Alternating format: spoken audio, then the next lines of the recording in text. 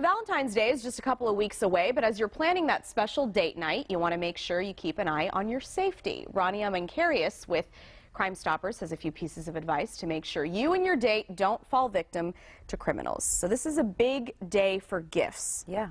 Well, it's a big day for everything. It's almost like the holidays in the sense that everything is sort of flipped upside down, inside out. Your emotions are running.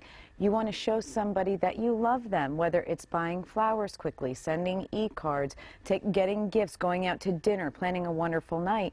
You're so focused on getting the job done that we tend to let our guards down. So we're just saying, look, go have a wonderful Valentine's Day, but remember some key things. You're going to go out to dinner.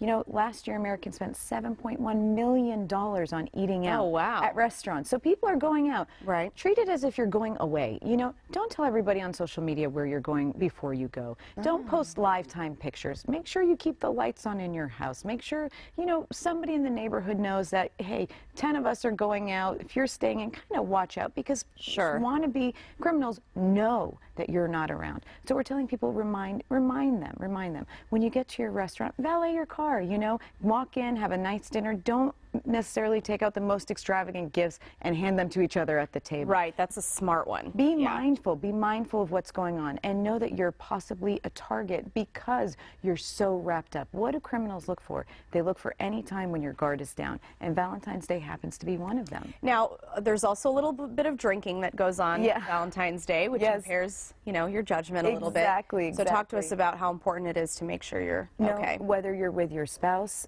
a date, or a first date, it doesn't matter, or just going to a bar. Be mindful of what you can handle personally. Don't leave your drinks unattended.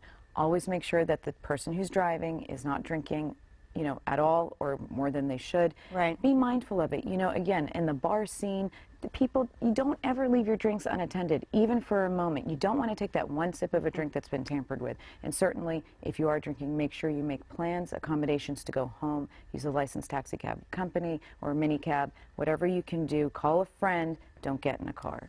All right, well, that's some great advice. Thank you for joining us this morning. Thank you. We are going to post all this information online for you, and a replay of this interview on click2houston.com. It'll be posted under the video tab on the homepage a little after the show.